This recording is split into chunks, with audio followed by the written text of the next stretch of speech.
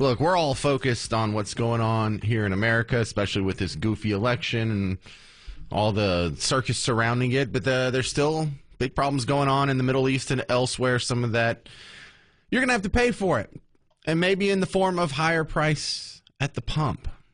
My next guest is Jay Young. He's an oil and gas expert. I just saw there was a couple of strikes from Israel, one on Hezbollah, one on a Hamas leader, and this threatens to expand the conflict. Could this trickle down to the oil industry? Absolutely. Always will, always does. I mean, even though we have an election coming up, which you can talk about strategic reserves, and you never know what's going to happen there, but you also have international fears, such as this. I mean, oil prices are up 4% today, 4.72% as we speak, just today. And that's all because of distraction, disruption in the Middle East, because we don't produce enough oil in the United States anywhere close to the oil we need in the United States in regards to supply and demand. So we have to get oil from overseas. And so if there's any disruption, that means a shortage. And a shortage means prices are going to go up. And once again, I mean, we've said this on your show many times, James. I know you know this. And but the only reason why oil prices go up and down, and why do you pay more at the pump for gasoline, is because of supply and demand. And if we oversupply it and oversupply our demand, obviously prices are going to go down. But if our supply is, affected anywhere close to having less, the prices are going to go up. And that's what's going to happen right now. So, you know what, though? I mean, talking about election year, you may have Kamala, I think that's how you say it. I'm learning. My wife teaches me how to say that. Kamala Harris. I mean, you may have her unloading the strategic reserves right before the election, and we may see, $2 gas again. You never know.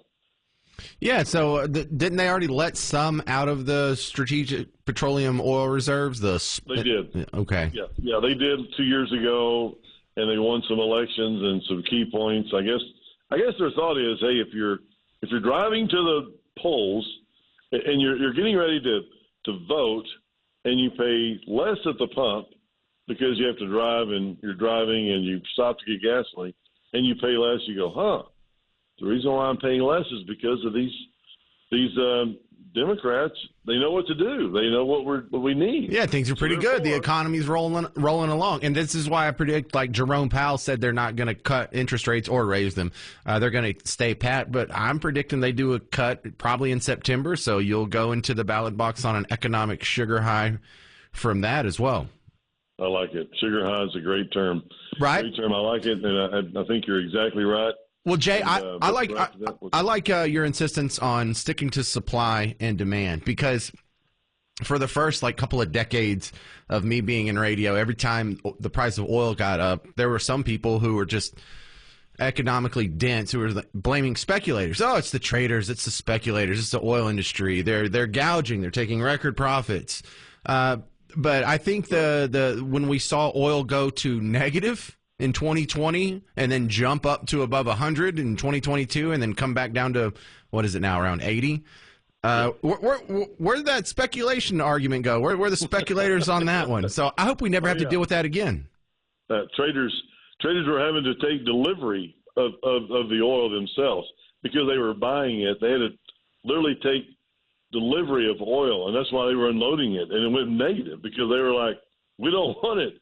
We'll pay you. We'll literally pay you to take oil. And so it was a lot different. Normally we have to buy it. Now we're selling it. We're going to give you money to take it off our hands. But at one point it was crazy. But you're right. That it is all about supply and demand, and it's a commodity just like sugar, wheat, all different types of commodities, foreign currencies, just like anything. So therefore prices go up and down based on how much we have in our system and in our stockyards or storage, and trying to figure out exactly what all do we have. And if we're plentiful like we were during the pandemic, nobody was doing anything. Man, we weren't flying, we weren't driving, we weren't doing anything. Well, we had all this oil, the glut of oil that came in, and we're trying to figure out where do we store this oil, because we don't want to sell it for zero. I'm talking about as an operator right here in Texas, a king operating. So we do. So I was like, hey, it's going to be good, but right now everybody's freaking out. So let's go back to the basics, which we will in the future, which obviously we're seeing right now with this disruption. Small disruption, prices are up 5% in one day. Yeah, that's a pretty big convulsion. I like the word disruption too.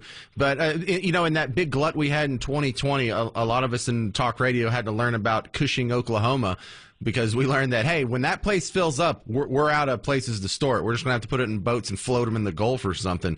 But what's the status of Cushing now? Are they still overflowing, or are they half full, or are they still a problem? I think about half full. I mean, they're balanced, right? They're balanced right now. The problem with Cushing, a lot of the oil in this country right now is our refineries can't handle all the oil that we're producing. So we're having to export oil. So we're producing around 13, let's say 14 for round numbers. We're producing 14. Our refineries can generate about 10, maybe 11 million barrels a day. Well, let's get some more refineries out there, Jay. Sorry, we're about running out of time. How can they find you outside of the James Show? Yeah, well, hey, kingoperating.com. I wrote the book called The Upside of Oil and Gas Investing. I write about that in my book. And if you want to go to my website, if you're one of the top 5 people that call in and go on the website and say, hey, I want a copy, I'll send you an autographed copy. If you're one of the 5 next qualified people to go on, kingoperating.com. James, thanks for having me on, and let's do this again next week or next month, and let's catch up and give you some oil news. Well, this is Texas. We always like talking about oil. Thank you, Jay Young. Absolutely.